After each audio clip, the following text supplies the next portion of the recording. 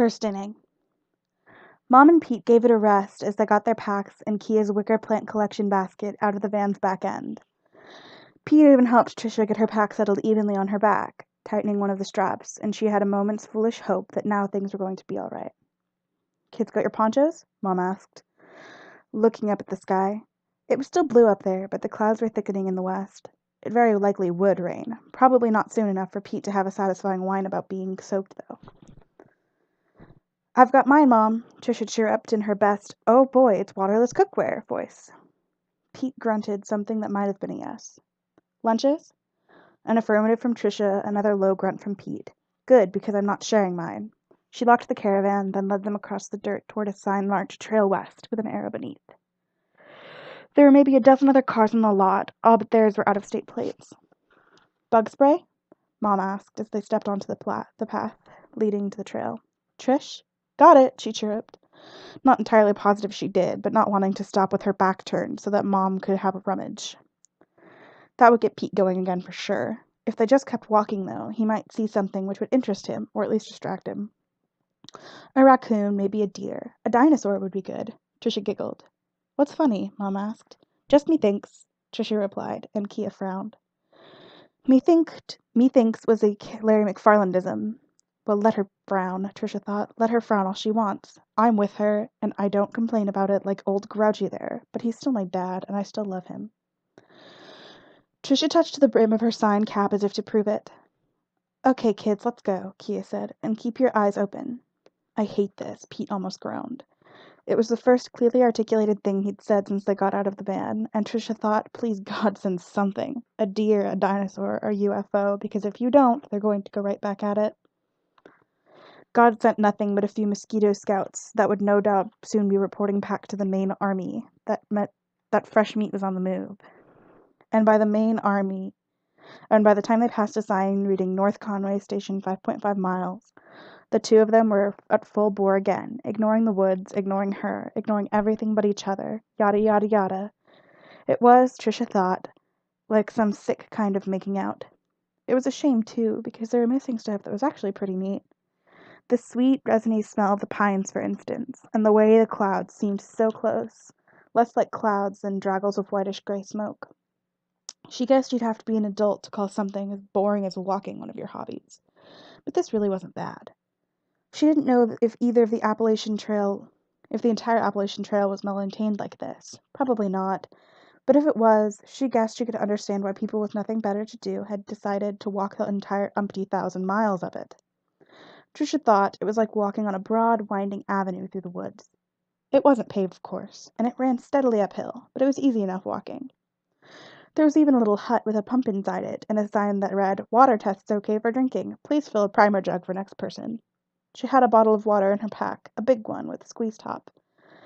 But suddenly all Trisha wanted in the world was to prime the pump in the little hut and get a drink of cold, fresh water from its rusty lip. She would drink and pretend she was Bilbo Baggins on his way to the Misty Mountains. "Mom," she asked from behind them, "could we stop long enough to... Making friends is a job, Peter," her mother was saying. She didn't look back at Trisha. "You can't just stand around and wait for kids to come to you." "Mom, Pete, could we please stop for just a... You don't understand," he said heatedly. "You don't have a clue. I don't know how things were when you were in junior high, but they're a lot different now.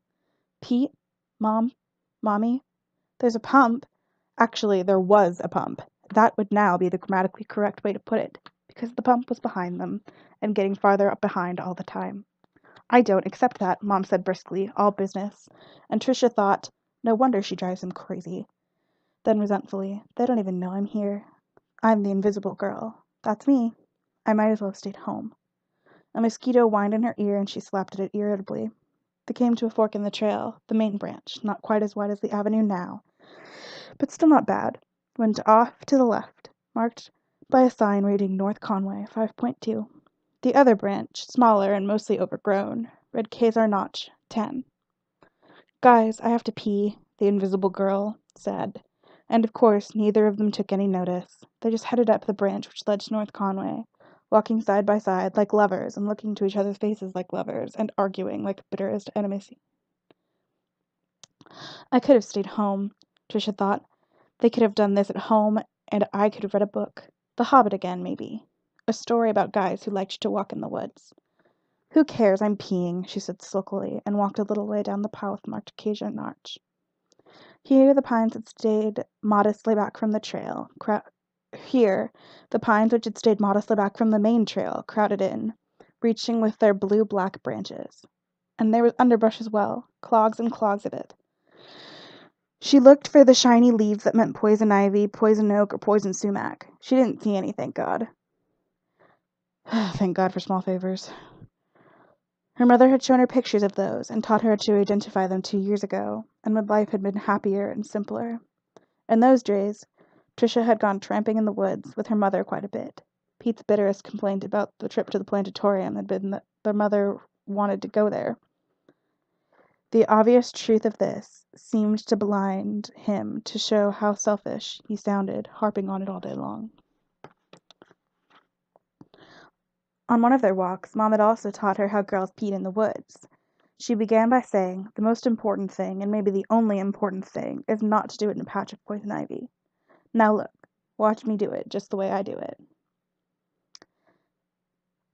Trisha now looked both ways, saw no one, and decided she'd get off the trail anyway. The way to Khazar Notch looked hardly used, a little more than an alley compared to the broad thoroughfare of the main trail. But she still didn't want to squat right in the middle of it. It seemed indecorous. She stepped off the path in the direction of North Conway Fork. She could still hear them arguing. Later on, after she was good and lost and trying not to believe she might die in the woods, Trisha would remember the last phrase she got in the clear, her brother's hurt, indignant voice. Don't know why we have to pay for what you guys did wrong.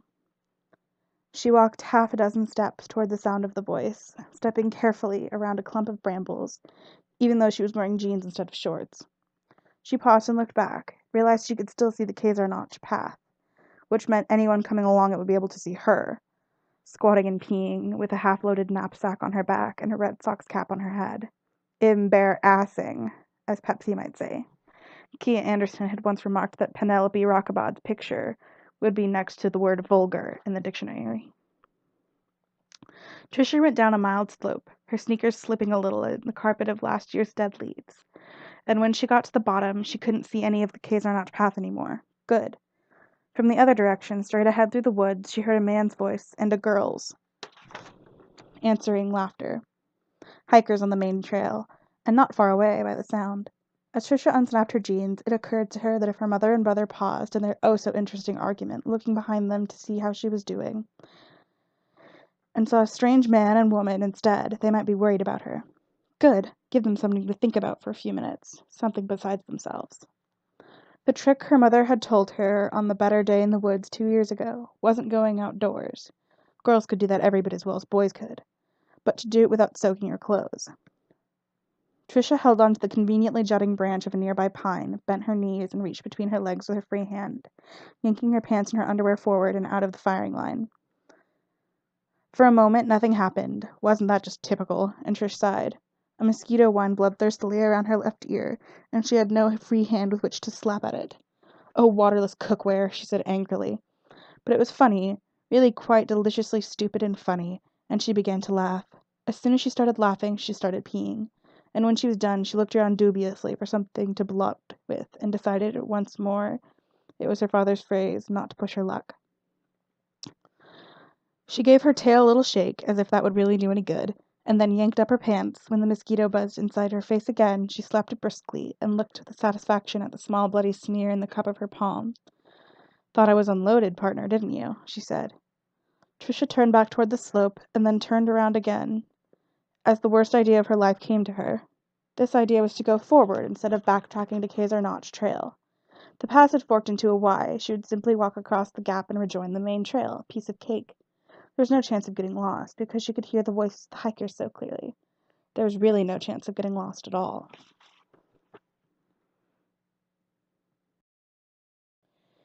Second inning.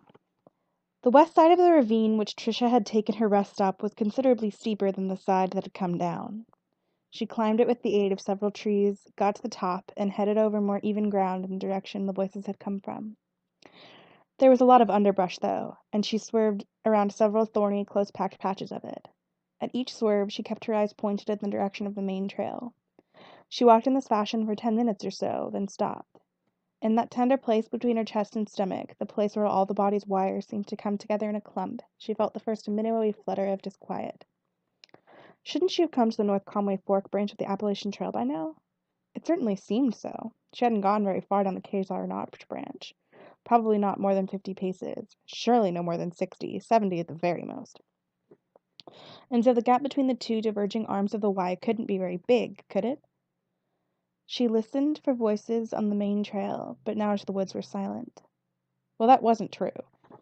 She could hear the soft sound of the wind through the big old West Country pines. She could hear the squawk of a jay and the far-off hammering of a woodpecker digging for his mid-morning snack out of a hollow tree.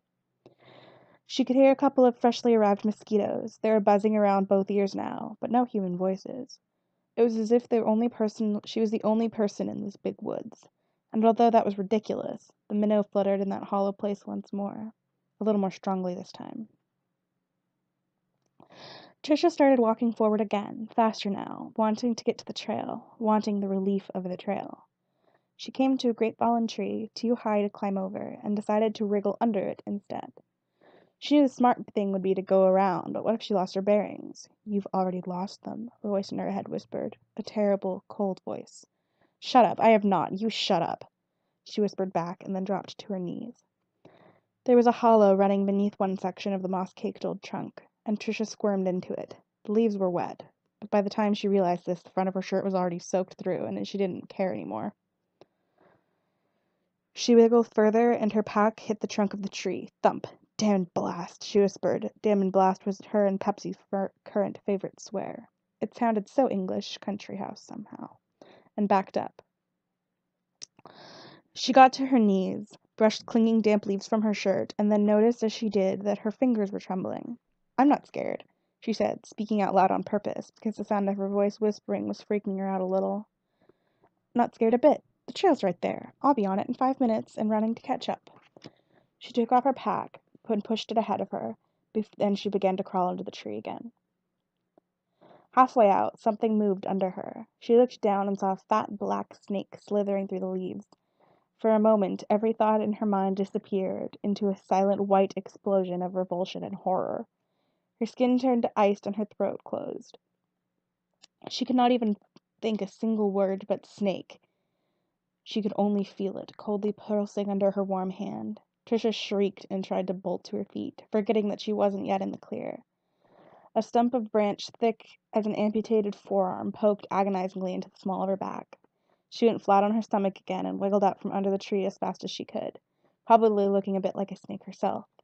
The nasty thing was gone, but her terror lingered. It had been right under her hand, hidden in the dead leaves.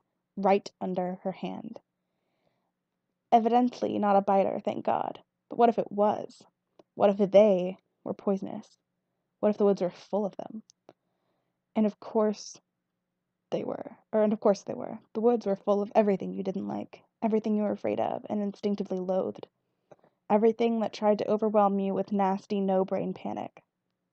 Why had she ever agreed to come? Not only agreed, but agreed cheerfully. She snagged a strap of her pack in one hand and hurried on with it banging against her leg, casting mistrustful looks back at the fallen tree and leafy spaces between the standing ones. Afraid of seeing the snake, even more afraid she might see a whole battalion of them, like the snakes in the horror movie Invasion of the Killer Snakes, starring Patricia McFarland. The riveting tale of a little girl lost in the woods, and I'm not Trisha began, and then, because she was looking back over her shoulder, she tripped over a rock sticking out of the mulchy earth, staggered, waved the arm not holding her pack in a doomed effort to keep her balance, and then fell heavily on her side. This sent up a flare of pain from her lower back where the stump branch had jabbed her. She lay on her side in the leaves, damp but not all nasty squelchy like the ones in the hollow beneath the fallen tree, breathing fast, feeling a pulse throb between her eyes. She was suddenly, dismally aware that she didn't know if she was going the right direction anymore or not. She kept looking back over her shoulder, and she might not be. Go back to the tree then, the fallen tree, stand where you came out from underneath it, and look straight ahead. That's the direction you want to go in, the direction of the main trail. But was it? If so, how come she hadn't come to the main trail already?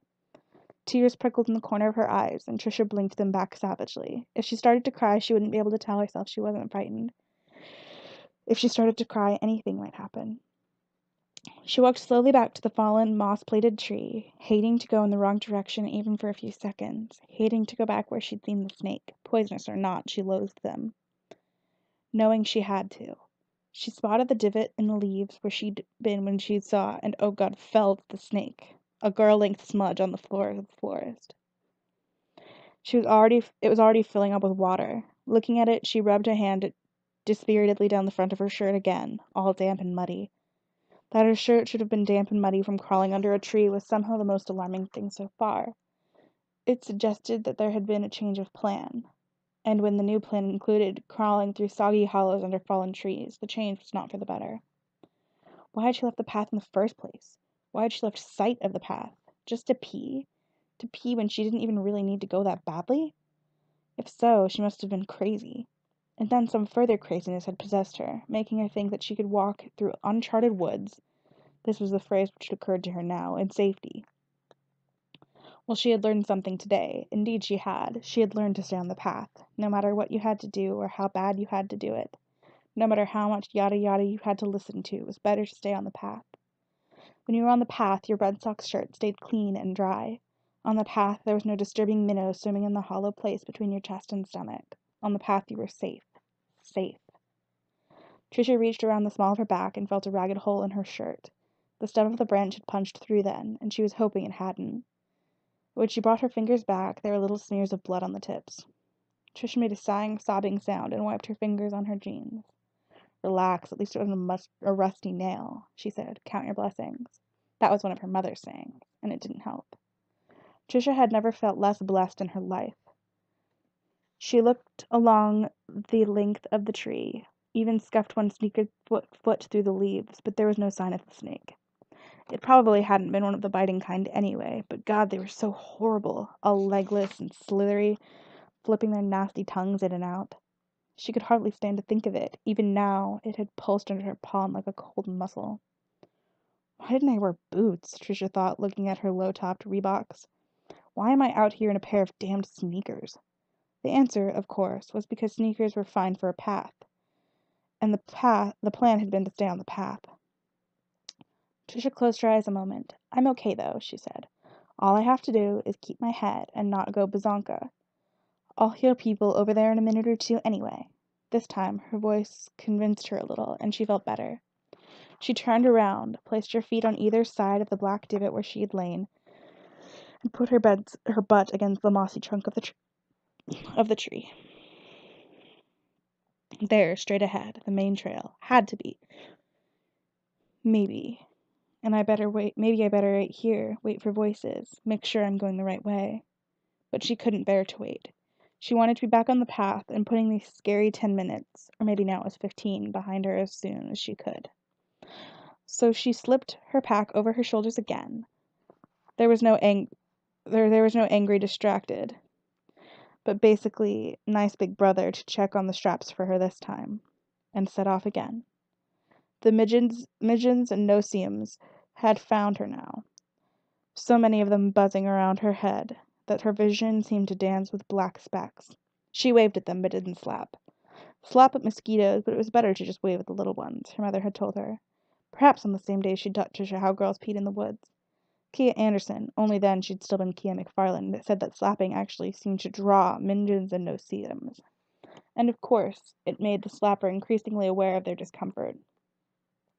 When it comes to bugs in the woods, Tricia's mom had said, it's better to think like a horse. Pretend you've got a tail and swish them away with.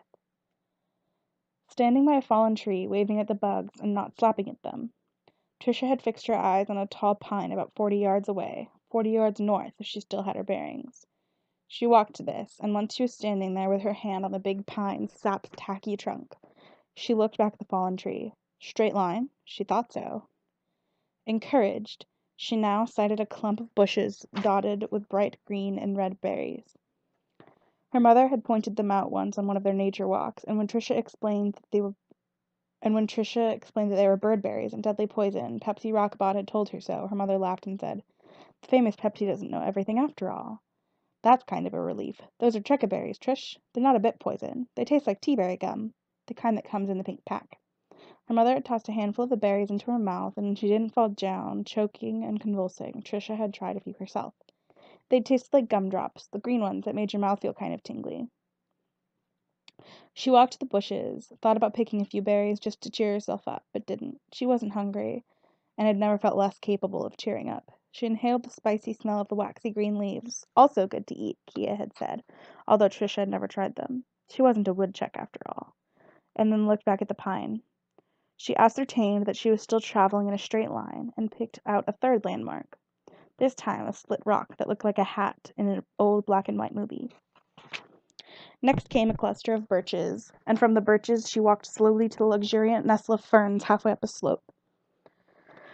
She was concentrating so fiercely on keeping each landmark in view, no more looking back over your shoulder, sweetheart, that she was standing beside the ferns before she realized that she was, you could pardon the pun, overlooking the forest for the trees. Going landmark to landmark was all very well, and she thought she managed to keep it a straight line. But what if it was a straight line in the wrong direction? It might have been the wrong direction by just a little, but she had to have gone wrong. If not, she would have come to the trail by now. Why, she must have walked. Cripes, she said. There was a funny little gulp in her voice that she didn't like. It must be a mile at least. Bugs all around her, minges and no-see-ums in front of her eyes, hateful mosquitoes seeming to hang like helicopters by her ears, giving off that maddening warble whine. She slapped at one, missed, succeeding only in making her own ear ring. And then she had to restrain herself from smacking again. If she started doing that, she'd end up whacking away at herself like a character in an old cartoon. She dropped her pack, squatted, undid the buckles, and turned back the flap. There was her blue plastic poncho, and the paper sack with her lunch she'd fixed herself. Here was her Game Boy, and some suntan lotion. She wouldn't need that with the sun completely gone, and the last patches of blue overhead filling in. Here was her bottle of water, and a bottle of Surge, and her Twinkies, and a bag of chips. No bug spray, though, wouldn't you know it. So Tricia put on her suntan lotion instead. It might keep at least the minges away, and then she returned everything to her pack. She paused a moment to look at the Twinkies, then dumped the package in with the rest. As a rule, she loved them. When she got to be Pete's age, her face would probably be one great big pimple if she didn't learn to lay off the sweets. But for the time being, she still felt totally unhungry. Besides, you may never get to be Pete's age, that disquieting inner voice said. How could anyone have such a cold and scary voice inside of them? Such a traitor to the cause. You may never get out of these woods. Shut up, shut up, shut up! She hissed, and buckled the pack's flap with trembling fingers. That done, she started to get up, and then paused, one knee planted in the soft earth beside the ferns, her head up, scenting the air like a fawn on its first expedition away from its mother's side. Only Tricia wasn't smelling, she was listening, focusing on that one sense with all of her concentration. Branches rattling in a faint breath of breeze, whining mosquitoes, rotten, nasty old things. The woodpecker, far-off caw of a crow. And at the furthest outpost between silence and audition, the drone of a plane. No voices from the path. Not a single voice. It was the trail to North Conway. It was as if the trail to North Conway had been cancelled, and the plane's motor faded away completely. Tricia conceded the truth. She got to her feet, her legs feeling heavy, her stomach feeling heavy, her head feeling light and strange, a gas-filled balloon tethered to a lead weight. She suddenly was drowning in isolation, choking on a bright yet oppressive sense of herself as a living being cast out from her fellows. She somehow had gotten out of bounds, wandered off the playing field into a place where the rules she used no longer applied. Hey, she screamed. Hey, someone, do you hear me? Do you hear me? Hey! She paused, praying for an answer to come. But no answer came to her, and so she brought the worst at last. Help me, I'm lost. Help me, I'm lost. Now the tears began to come, and she could no longer hold them back. She could no longer kid herself that she was in charge of the situation. Her voice trembled. First, the wavery voice of a little kid, then almost the shriek of a baby who lies forgotten in her pram, and the sound frightened her more than anything else so far on this awful morning. The only human sound in the woods, her weepy, shrieking voice calling for help because she was lost. Third inning. She yelled for perhaps 15 minutes, sometimes cupping her hands around her mouth and turning her voice in the direction she imagined the main trail must be, but mostly just standing by the ferns there, screaming. She gave one final shriek, no words, just a high bird call of combined anger and fear, so loud it hurt her throat, and then sat down beside her pack and put her face in her hands and cried. She cried hard for maybe 5 minutes. It was impossible to tell for sure. Her watch back at home, lying on the table next to her bed, another smooth move by great Trisha. And when she stopped, she felt a little better, except for the bugs. The bugs were everywhere, crawling and whining and buzzing, trying to drink her blood and sip her sweat. The bugs were driving her crazy. Trisha got to her feet again, waving the air with her Red Sox cap, reminding herself not to slap, knowing she would slap, and soon if things didn't change. She wouldn't be able to help herself. Walk or stay where she was. She didn't know which would be best. She thought she was too frightened for anything much like rational thought. Her feet decided for her. Trisha got moving again, looking around as fearfully as she went, wiping her swollen eyes with her arm. The second time she raised the arm to her face, she saw half a dozen mosquitoes on it, and slapped at them blindly, killing 3. 2 had been full to bursting. The sight of her own blood didn't ordinarily upset her, but this time all the strength went out of her legs, and she sat down again on the needle carpet in a cluster of old pines and cried some more. She felt headachy and a little whoopsie in her stomach. But I was just in the van a little while ago, she thought over and over. Just in the van, in the back seat of the van, listening to them snipe at each other. And then she thought of her brother's angry voice drifting through the woods. Don't know why we have to pay for what you guys did wrong. It occurred to her that those might be the last words she'd ever hear Pete say, and she actually shuddered at the idea, as at the sight of some monstrous shape in the shadows. Her tears dried up more quickly this time, and the weeping wasn't so intense. She got to her feet again, waving her cap around her head, almost without realizing it. She felt halfway to being calm. By now they'd surely know she was gone. Mom's first thought would be that Trisha had gotten pissed at them for arguing and gone back to the caravan. They'd call out for her, then retrace their step, asking people they'd met on the trail if they'd seen a girl in a Red Sox cap. She's 9, but tall for her age, and looks older, Trisha could hear Mom saying. And when they got back to the parking area and found she wasn't in the van, they'd start getting seriously worried. Mom would be frightened. The thought of her fright made Trisha feel guilty as well as afraid. There was going to be a fuss, a big one involving the game wardens and the Forest Service, and it was all her fault. She'd left the path.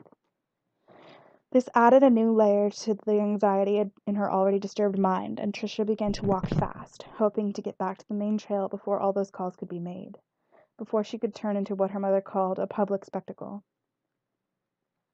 She walked without taking her previous meticulous care in moving from one point to another in a straight line, turning more and more to the west without realizing it, turning away from the Appalachian Trail and most of its subsidiary paths and trails, turning in a direction where there was a little but deep second-growth woods, choked with underbrush, tangled ravines, and even more difficult terrain. She alternately called and listened and called. She would have been stunned to learn that her mother and brother were still locked in their argument and did not even know yet that Trisha was missing. She walked faster and faster, waving the swirling cloud of midges, no longer bothering to skirt clumps of brushes, but simply plowing straight through them. She listened and called and listened, except she wasn't listening. Not really anymore. She didn't feel the mosquitoes that were clustered on the back of her neck, lined up below her hairline, like drinkers at a happy hour, guzzling their fill. She didn't feel the no-see-ums caught and wriggling in the faint sticky lines that were her tears as they dried. Her giving way to panic wasn't sudden, as it had been at the feel of the snake, but weirdly gradual. A drawing in from the world, a shutting down of outer awareness. She walked faster without minding her way, called for help without hearing her own voice, listened with ears that might not have heard a returning shout from behind the nearest tree. And when she began to run, she did it without realizing. I have to be calm, she thought as her sneaky feet sped past the point of jogging. I was just in the van, she thought, as her run became a sprint. I don't know why we should have to pay for what you guys did wrong, she thought, ducking, barely, a jutting branch that seemed to thrust itself at one of her eyes. It scraped the side of her face instead, drawing a thin scrawl of blood from her left cheek. The breeze in her face as she ran, tearing through a thicket with crackling sounds that seemed very distant. She was unaware of the thorns which had ripped through her jeans and tore shallow gouges in her arms. It was cool and strangely exhilarating. She pelted up a slope, now running full out with her hat on, crooked, and her hair flying behind her. The rubber band which had held it in a ponytail was long since lost. Hurdling small trees which had fallen in some long ago storm, stopping a ridge, and suddenly there was a long blue-gray valley spread out before her, with brazen granite cliffs rising out the far side, miles away from where she was. And directly in front of her, nothing but a gray shimmer of early summer air through which she could fall to her death, turning over and over, screaming for her mother. Her mind was gone again, lost in that white no-brain roar of terror, and her body recognized that stopping in time to avoid going over the cliff edge was an impossibility. All she could hope to do was redirect her motion before it was too late. Trisha swerved to the left, and as she did, her right foot kicked out over the drop. She could hear the pebbles dislodged by that foot rattling down the ancient rock wall in a little stream. Trisha bolted along the strip where the needle-coated floor of the forest gave way to the bald rock marking of the edge of a cliff. She ran with some confused and roaring knowledge of what had almost happened to her, and also some vague memory of a science fiction movie in which a hero had lured a rampaging dinosaur into running over a cliff to its death.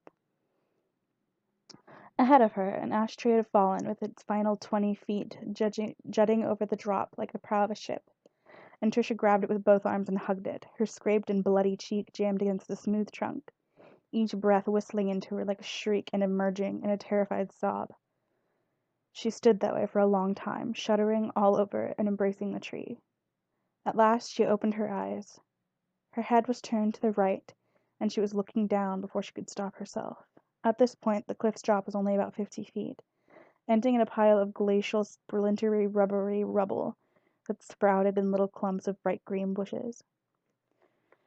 There was a heap of rotting trees and branches as well, deadwood blown over the cliff's edge in some long ago storm. An image came to Trisha then, one that was terrible in its utter clarity. She saw herself falling toward that jackstraw pile, screaming and waving her arms as she went down. Saw a dead branch punching through the undershelf of her jaw and up between her teeth, tacking her tongue to the roof of her mouth like a red memo, and then spearing into her brain and killing her. No! She screamed, both revolted by the image and terrified by its plausibility. She caught her breath. I'm all right, she said, speaking low and fast. The bramble scratches on her arms and the scrape of her cheek throbbed and stung with sweat. She was now becoming aware of these little hurts. I'm okay. I'm all right. Yeah, baby. She let go of the ash tree, swayed on her feet, and then clutched again as panic lunged inside of her. An irrational part of her actually expected the ground to tilt and spill her off the edge. I'm okay, she said, still low and fast. She licked her upper lip and tasted damp salt. I'm okay, I'm okay. She repeated it over and over, but it was still 3 minutes before she could persuade her arms to loosen their death clutch on the ashtray a second time. When she finally managed it, Trisha stepped back away from the drop. She reset her cap, turning it around so that the bill pointed backward without even thinking about it, and looked across the valley. She saw the sky, now sagging with rain clouds, and she saw roughly 6 trillion trees. But there was no sign of human life, not even smoke from a single campfire. I'm all right, though. I'm okay. She took another step back from the drop and uttered a little scream of something. Snakes, snakes, snakes brushed the back of her knee.